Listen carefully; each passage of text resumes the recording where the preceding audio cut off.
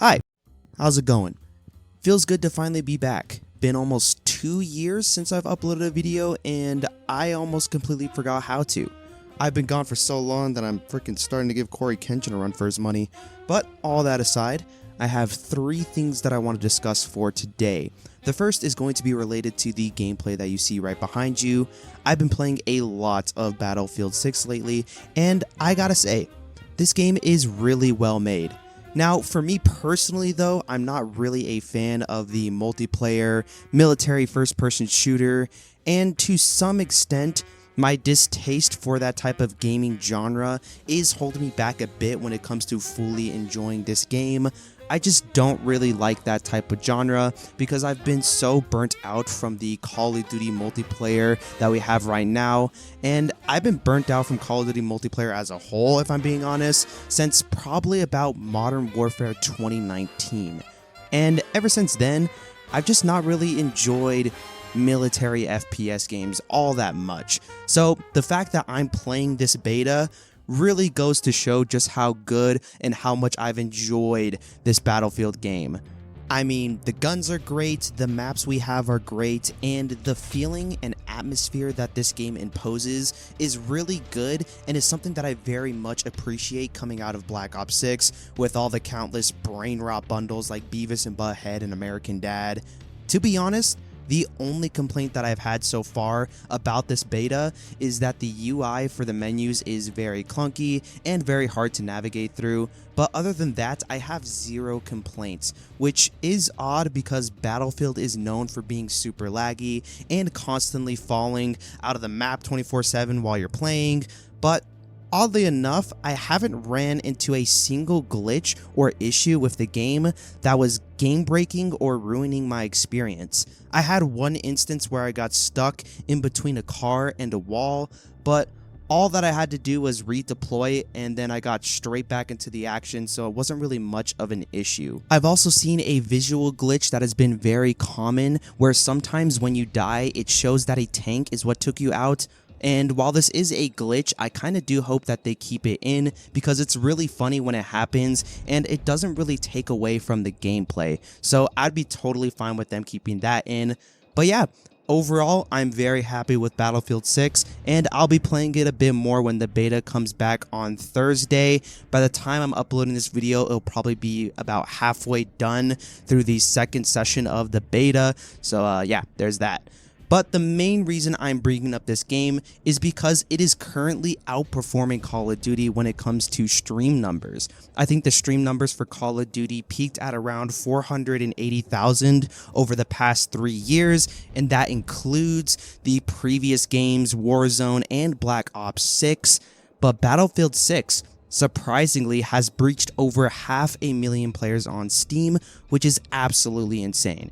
And hopefully this gives the wake-up call to Call of Duty and more specifically Activision and Microsoft that there is competition and people will leave if they are not satisfied with the product.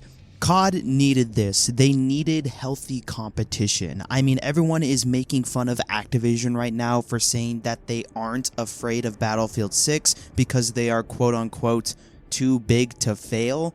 But hopefully after seeing the player counts, they switch up their tone a bit when it comes to how they handle their game.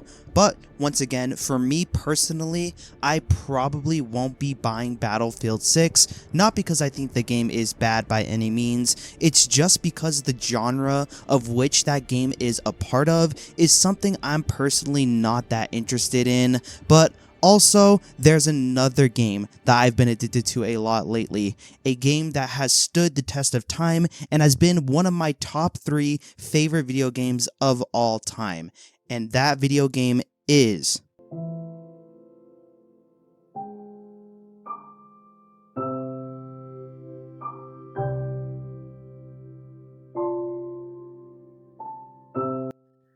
Minecraft. Is amazing. I have been playing a lot lately with my girlfriend and it has been an absolute blast. We have our own survival world which you can see a part of in the background of this gameplay. We've done a lot in this world. What you're seeing behind you is a kelp farm, a guardian farm, and a fish cooker using bamboo. I'm currently going to be adding an all-purpose mob farm because I need gunpowder for rockets, but that's besides the point. The reason I'm talking about Minecraft is because I want to make videos on this game. I have a ton of ideas for videos that I want to make regarding this game. I have some vanilla Minecraft video ideas, as well as some videos regarding RLcraft, both on the Java and Bedrock version of this game. The content potential for this game is truly unlimited, and it is a game that I have always enjoyed. And since Black Ops 6 hasn't been doing that great for the post-launch content, I find myself playing this game more and more frequently. Since Zombies isn't doing as well right now, with not that many people interested into the game that we have right now, and people not really interested in the game that's coming out later this year, that being Black Ops 7, I really want to deviate my content more towards the Minecraft related content. Now, hear me out. Before all of you start freaking out, by no means am I going to fully stop doing Zombies content. I will still try my best to post as much Zombies content that I can, but the frequency at which I will post Zombies content will go down a bit.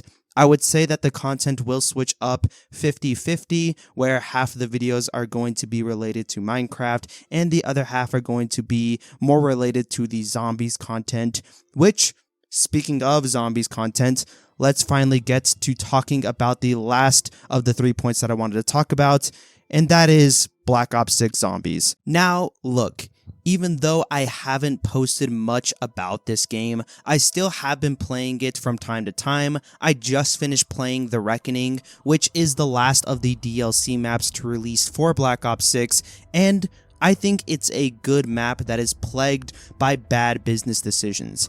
Honestly, I could make a whole video talking about this map as a whole, but to sum it up for now, the map as a whole is fun. The layout is okay, the wonder weapon kinda sucks to be honest, but it still is alright when it comes to design and uniqueness. The Easter egg is pretty fun, same goes for the boss fights, and yes, I said boss fights, because there are actually 2 Easter eggs on this map, which is something we haven't seen since World War II Zombies with the Final Reich.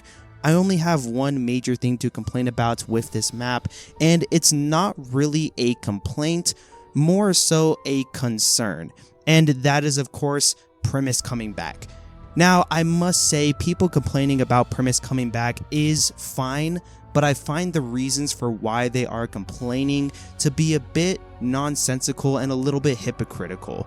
Most people are complaining about Primus coming back because it rewrites the story in Black Ops 4. People say that it makes the story of Black Ops 4 completely meaningless if they can just bring them back, which at first seems like a valid complaint, but then you have to remember that Treyarch has always rewritten the past or created a new story based on old events. They did this for Origins in Black Ops 2, they did it for Blood of the Dead in Black Ops 4, that map literally rewrites half of the entirety of the Black Ops 3 storyline, yet nobody was really bothered by it back then. This isn't an issue that is new for Black Ops 6. People are also complaining that it doesn't make sense for them to be here at all because they died completely at the end of Togder Toten in Black Ops 4, but they completely forgot that in Vanguard, the story explains the power of the Sentinel artifact and how it can grant any wish, that including the revival of human life. We see this not only with Primus, but Richtofen's wife and child come back as well at the end of The Reckoning. Now, to be fair, I don't expect people to remember what happened in Vanguard because, you know, it's Vanguard. But jumping to random conclusions about something not making sense in a game mode like Zombies, where things tend to not make sense, seems more like you're trying to just be negative about Black Ops 6. And don't get me wrong, Black Ops 6 Zombies has a plethora of issues, but we need to focus on making them better rather than just begging Treyarch to remove them entirely, because things like weapon kits, weapon rarities, and loadouts are here to stay. And now Primus is back, and they are here to stay as well. Now, I will say there are some issues with Primus coming back, and it mainly stems from all the other issues from Black Ops 6. That being voice actors and the overall handling of the story in Black Ops 6 Zombies. I think Primus coming back as an idea is good.